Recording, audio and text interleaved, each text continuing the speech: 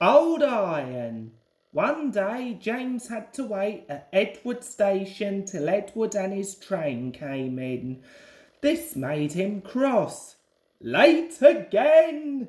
Edward only laughed and James fumed away. Edward is impossible. He clanks about like a lot of old iron, and he is so slow he makes us wait. Thomas and Percy were indignant.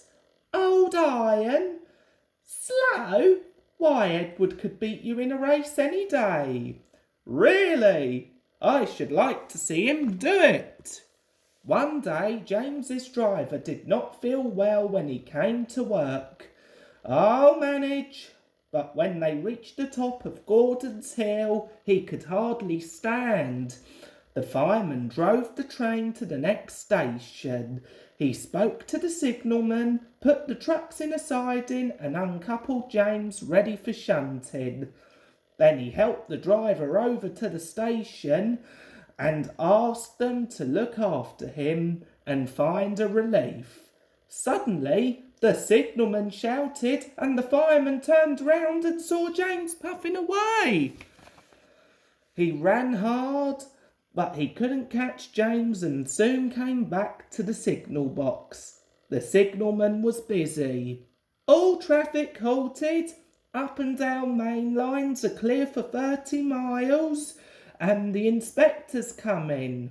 The fireman mopped his face. What happened? Two boys were on the footplate. They tumbled off when James started. I shouted at them and they ran like rabbits. Just let me catch them.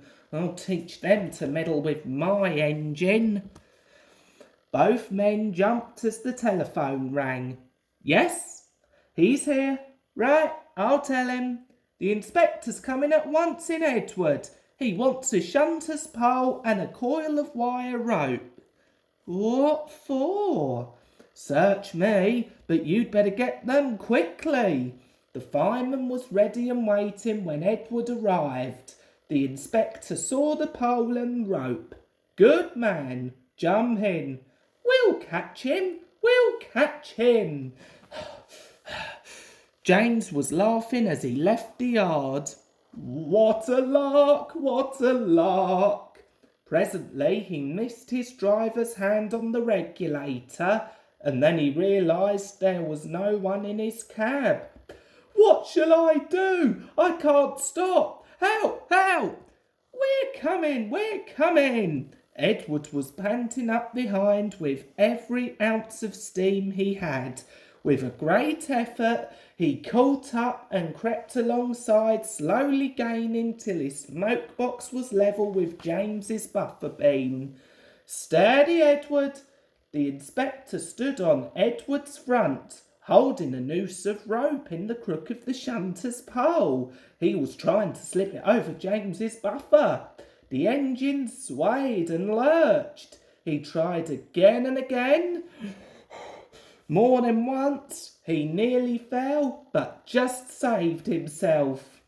At last! Got him! He pulled the noose tight and came back to the cab safely, gently braking so as to not to snap the rope. Edward's driver checked the engine speed and James's fireman scrambled across and took control. The engines puffed back side by side. So, the old iron caught you after all. I'm sorry. Thank you for saving me. That's all right. You were splendid, Edward. The Fat Controller was waiting and thanking the men warmly. A fine piece of work. James, you can rest and then take your train. I'm proud of you. Edward, you shall go to the works and have your worn parts mended. Oh, thank you, sir. It'll be lovely not to clank. The two naughty boys were soon caught by the police and their fathers walloped them soundly. They were also forbidden to watch trains till they could be trusted. James's driver soon got well in hospital and is now back at work. James missed him very much, but he missed Edward more, and you will be glad to know that when Edward came home the other day, James and all the other engines gave him a tremendous welcome. The Fat Controller thinks he will be deaf for weeks.